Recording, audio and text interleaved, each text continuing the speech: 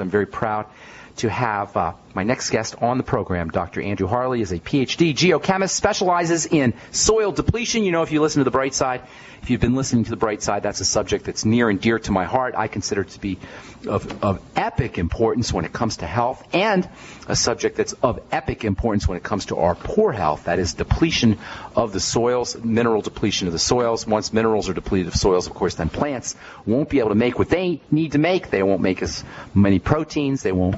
The animals that eat the plants won't be as healthy, and then we that eat the animals won't be as healthy as well. But it all starts off with that living layer on the surface of the earth, the so-called topsoil. So please welcome to The Bright Side, Dr. Andrew Harley. What's up, Dr. Harley? Can I call you Andrew, or should I call you Dr. Harley? You most certainly can, Ben. It's great to be on the show. Thanks for having me. Thank you so much. Give us just a quick down low on your background as a geochemist, and then I want to get into how you discovered the so-called secrets of the soil, as the book, as the title of the book. I love that book. Well, yeah, no, absolutely. Well, I mean, it feeds beautifully into into my history. My background is undergraduate degree in geology.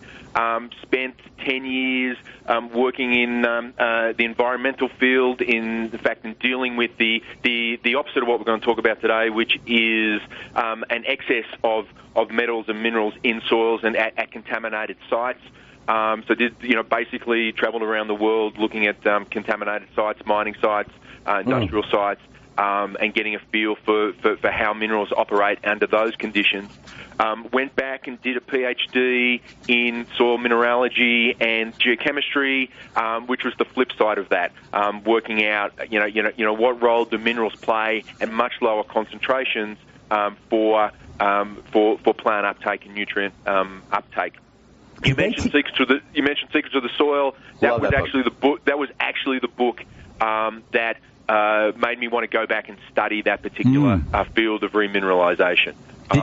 Did you guys, excuse me for interrupting, when you were studying in school, did they tell you about problems with the soil, about soil depletion of minerals, et cetera? Did they talk about that at all? Well, Ben, as you can tell, I'm not from around here, and and growing up in Australia, our soils are highly depleted, highly weathered. They'd been weathered for 40 million years. A lot of these soils. So what had happened that just through the natural process of weathering and leaching, the minerals just get leached out. It's just a natural reaction of how the interaction between water and rocks. Which firstly form the soil, which we then grow the plants from, but then over time it depletes. And Australia is actually a very fascinating place to be studying mineral nutrition because it's very, very low, and the native plants in Australia have adapted strategies for actually living in these very low soil mineral environments. So yes, it was front and foresight in the work I was doing. Do Australian plants trap minerals more effectively because they're in soil depleted? They're growing in soil depleted soils? Yeah. So just talking about the native plants for a moment, the answer is yes. There is a group of plants called Proteaceae, which is a Banksia. You may or may not have seen them. They have a very fascinating root structure. Combined with a fungal community that helps them cycle very low phosphorus. So you'll find them so they're very indicative of low phosphorus environments.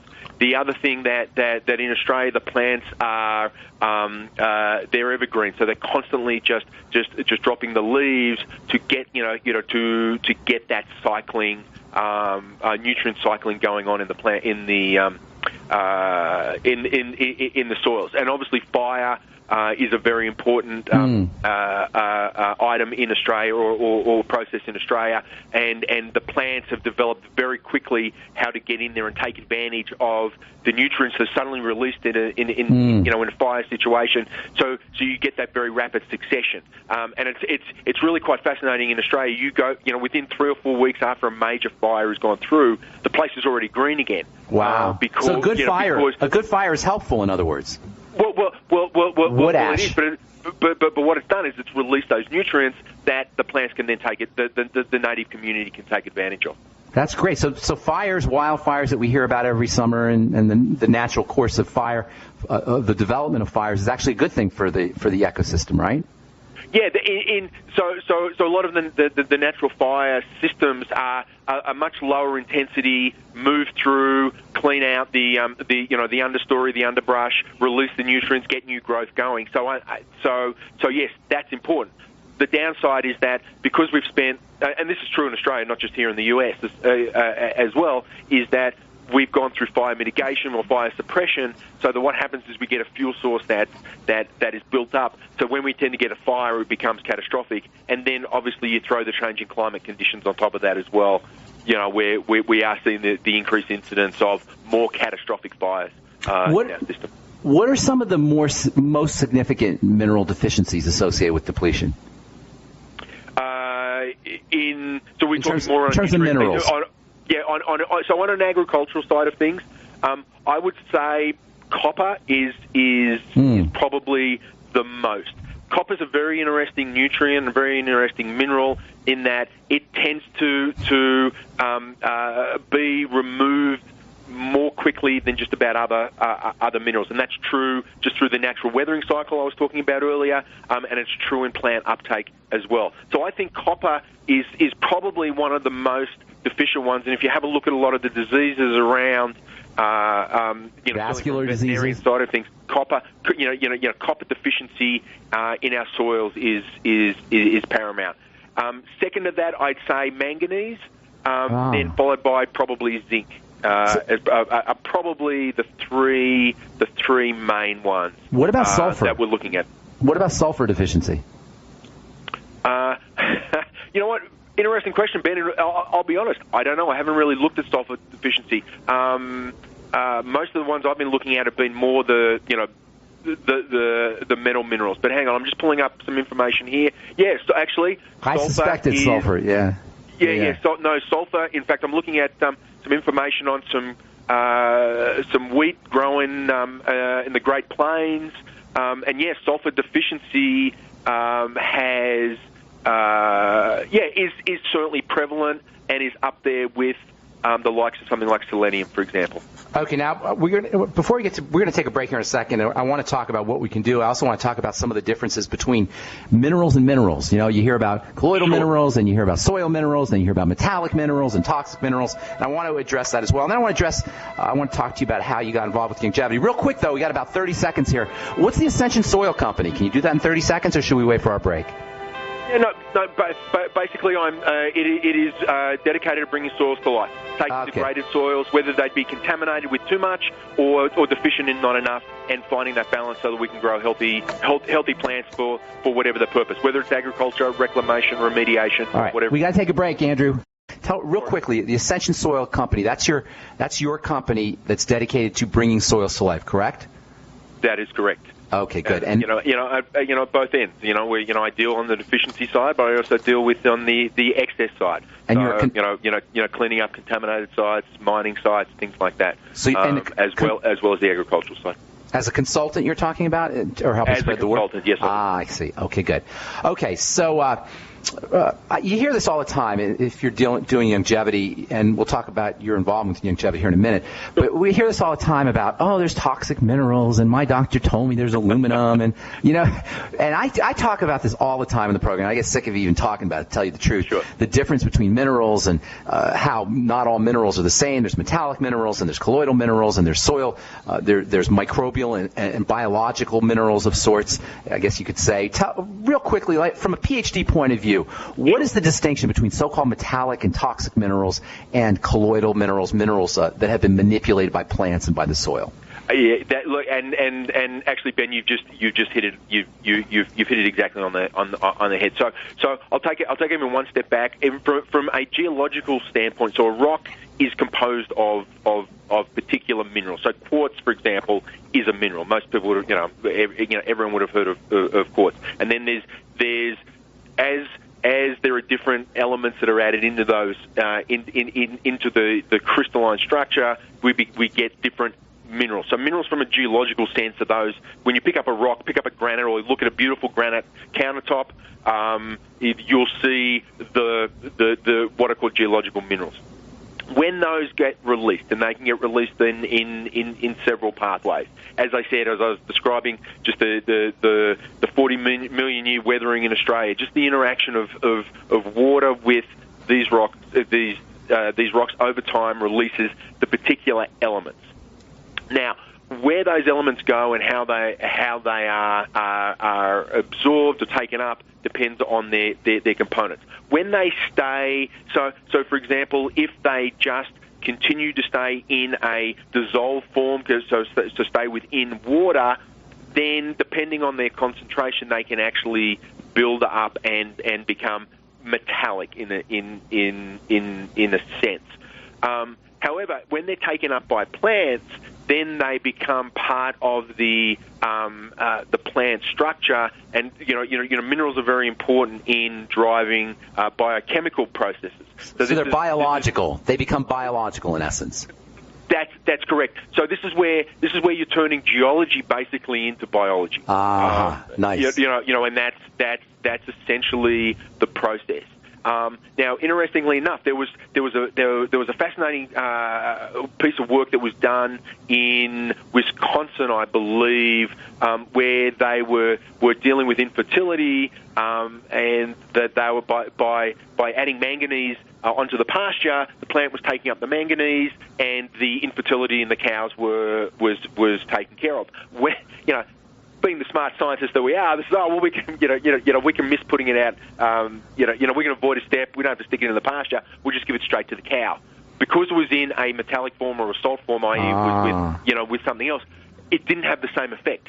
Okay. There is a process where these minerals and these metals are processed by the plant, and that is what we as animals are able to take to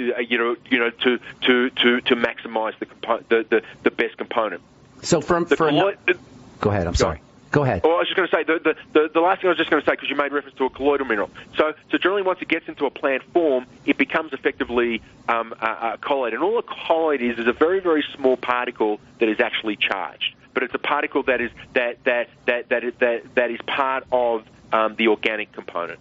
So basically speaking, a plant has an ability to turn a geological or a rock, basically, a geological mineral, into a biologically active entity of sorts that the body can use. Does that say succinctly enough?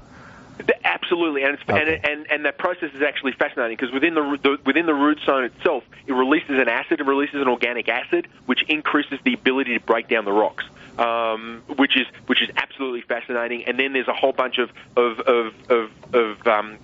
fungal communities that help in that process as well. So they actually speed it up through the release of an organic acid and targeting the particular mineral, part of the geological mineral, the rock mineral, to obtain the nutrient that they need. So you got to really make that distinction. That's an important distinction between a geological mineral and a biological mineral when you're assessing how problematic or non-problematic a nutritional supplement is. Absolutely. They're two very different forms. So for example, you can get calcium by grinding up a shell, if you'd like, because that's essentially what it is. But your body's not going to absorb it. But if you then add that shell or a limestone into a soil, the plant does what it does.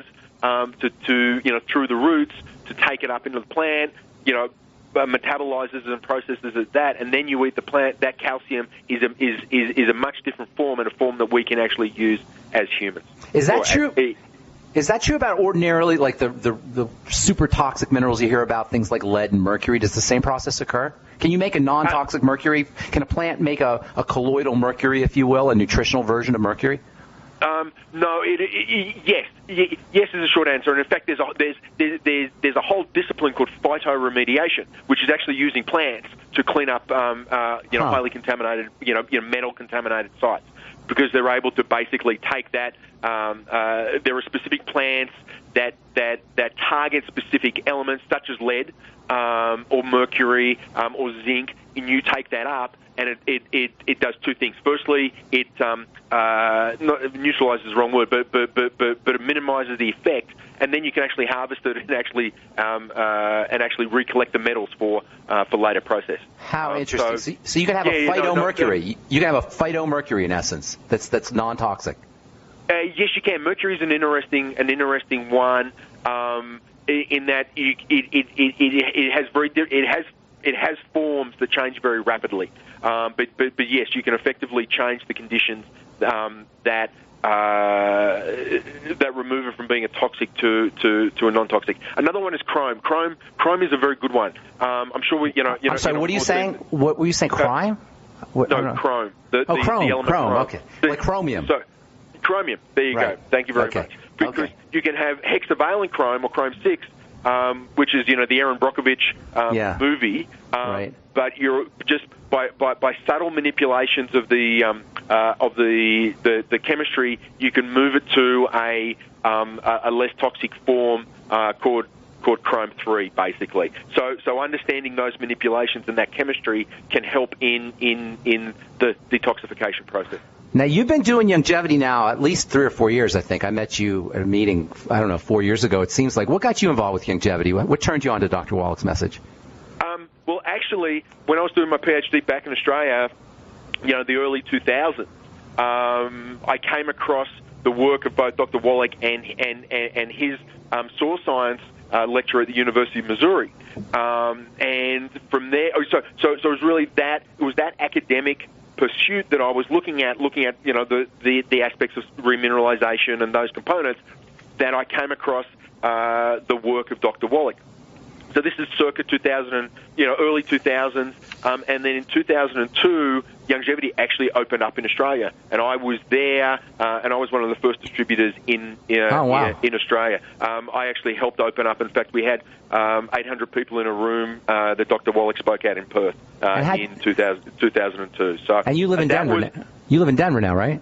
So I live in Denver now. But at the time we were in Australia, so I was actually involved then, and then been taking the product since then, and then since moving to Denver, and obviously being exposed to meeting you and the other big players within Youngevity here in Colorado, it just reignited my passion for the company. All right, so we got about a minute, Dr. Harley. Tell us what mineral depletion, obviously a big problem. What can the average person do to make sure that they're getting enough of these nutrients? So it's not going to come from eating the vegetables, I assume, given depletion. You've got to supplement, and this was my epiphany, Ben. That try as we may, we just can't manipulate the soil systems at a large enough scale, at a consistent scale that's going to at a cost-effective scale that we can do. We need to be supplementing. And as far as I'm concerned, the Youngevity products, they have the colloidal minerals, they have that wide spectrum of minerals that we need. I believe that is the best. That is the best product to be using. Awesome, Dr. Harley. Thank you so much for joining us. You have a website real quick you can give out? www.ascensionsoil.com. Ascensionsoils.com. Thank you, Doc. We'll see you soon, I hope, okay? Great. God bless. Have a beautiful day, Ben. Andrew. Take care, bro. That was Dr. Andrew Harley, geologist, geochemist, an expert on soil depletion. I'm Pharmacist Ben. Thanks for listening.